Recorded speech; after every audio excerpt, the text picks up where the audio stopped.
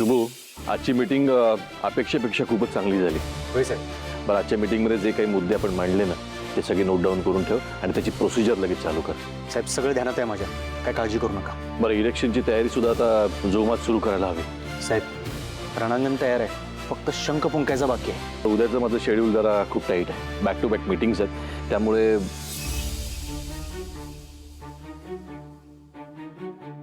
तुझ्या असिस्टंटला समजून सांग.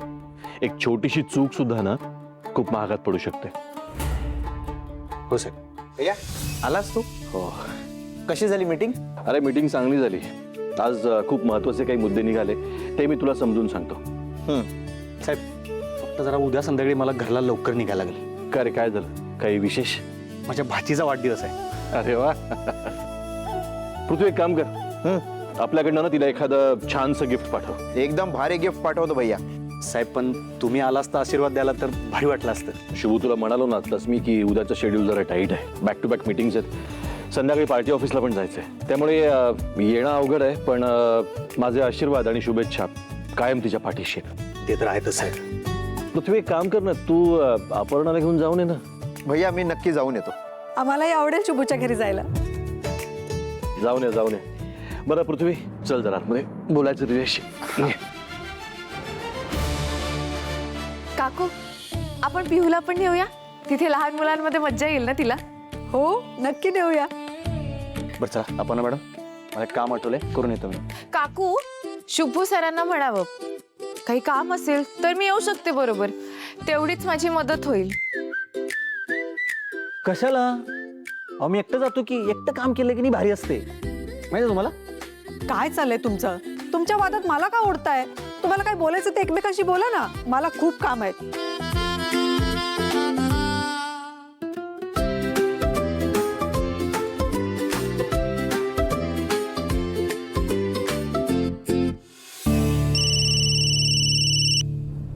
हा मोक्षा, बोल. हॅलो श्रावणी, तुला वैदेही कोण आहे हे माहिती आहे का? काय म्हणालीस? वैदेही नावाच्या कुठल्या व्यक्तीला तू ओळखतेस का? हॅलो श्रावणी. हो मोक्षा, तू थांब, मी लगेच येते, आलेच.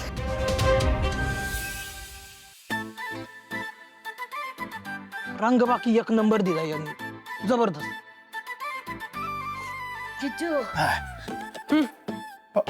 बाबू, कोणी बघेल ना घरात, कोणी नाही का? कोण नाही घरात, बघा तुम्ही, बघा की. बघू म्हणते. बाबू एक नंबर आहे. आता एवढी रिस्क घेतली तर प्लॅन कसा सक्सेसफुल झाला पाहिजे. काय स्वीट आहे का? स्वीट आहे, थँक्यू बरं का, लय मोठं काम केलंय तू माझं. हे कुठे ठेवायचं ते सांगा. माझ्याकडे आयडिया आहे. काय? मी काय म्हणतो, असंच ठेव तुझ्याकडे, उद्या आहे ना गपचूप घेऊन पार्टी. मी कुठे ठेवणार, कुठं मिरवू? द्या, करतो. जिजू, एक बोलू काय? बोल की. तुम्ही हे लय चुकीचं करायला शोभाताई संगत. होय, नाही मला अजिबात पटना झालंय त्या तुमच्यावर एवढं प्रेम करतात का नाही. तुम्ही त्यांच्या प्रेमाचा फायदा करून घ्यायला लागलाय. जर सरळ बोटानं तूप निघत नसल तर उंगली टेडी करणी पडतीये. आलं माझ्या ध्यानात. मग उंगली टेडी केल्याशिवाय काम तर होत नाही. विषयच नाही. पटलंय मला, पटलंय. आता आज जो फुकट दिलाय ना सल्ला, तो गाठीशी ठेव आणि उद्या असा कांड करणं, तो तुझा मोठा प्लॅन आहे ना, जबरदस्त झाला पाहिजे. निवांत राहा जिजू. उद्या असा कांड करतो का नाही, डोसकं फिरलं पाहिजे, समजायचं कळलंच नाही पाहिजे आपलं संकट काय झालंय. म्हणून आवडते तू आपल्याला. आपल्याला ना रिदम आपलं लय लय जुळतंय बघ ना, रिदम. मला काम आहे जरा. निघतो, मला बी काम आहे, गाड्याच्या काट्यावर पळतो ना मी. निघतो बरं का. ते चला.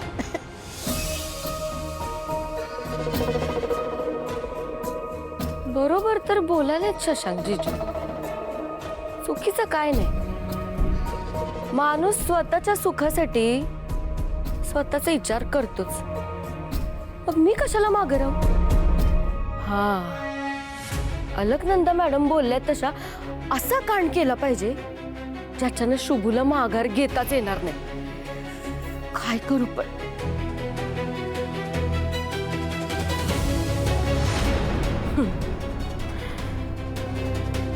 ठरलं तर मग जसं जीजू शोभाताईसनी या बाटलीत उतरवणार आहेत तसं मी पण शुभूला दारू पाजणार आणि एकदा का तू नशेत धुंद झालाय का नाही मग आम्ही दोघं एकाच रूम मध्ये एकाच बेडवर दोघं एकमेकांच्या मिठीत अग्गाय आणि मग जग आम्हाला बघल तेव्हा आमची तोंड बघतील तेव्हा माझ्या शुभूला तर काही ऑप्शनच राहणार नाही त्याला माझ्या गळ्यात माळ तर घालावीच लागल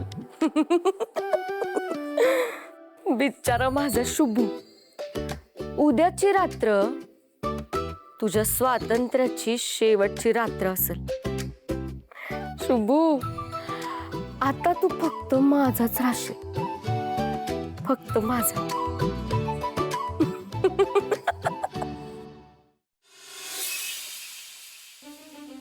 शिरीष काका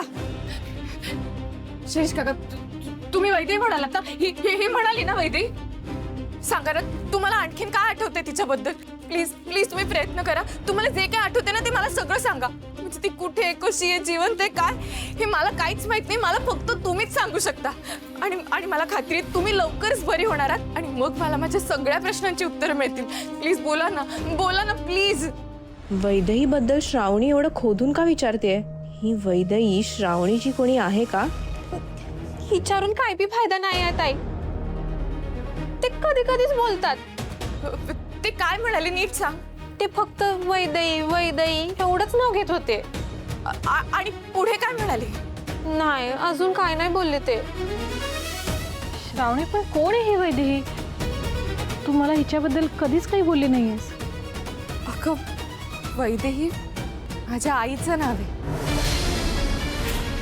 काय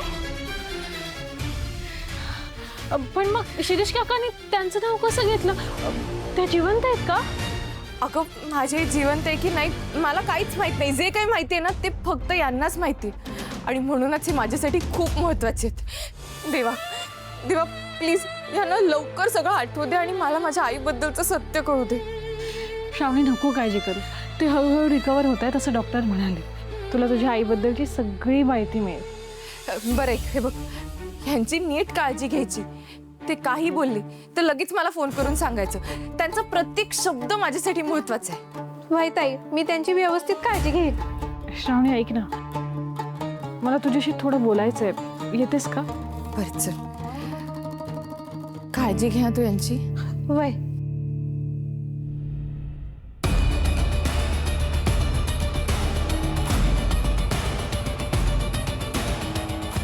वैदेही श्रावणीची आई आहे म्हणजे त्या शिक्षण मंत्र्याची बायको जी मिसिंग आहे जर ही माझ्या हाताला लागली ना तर हिचा वापर करून मी माझा बदला घेऊ शकते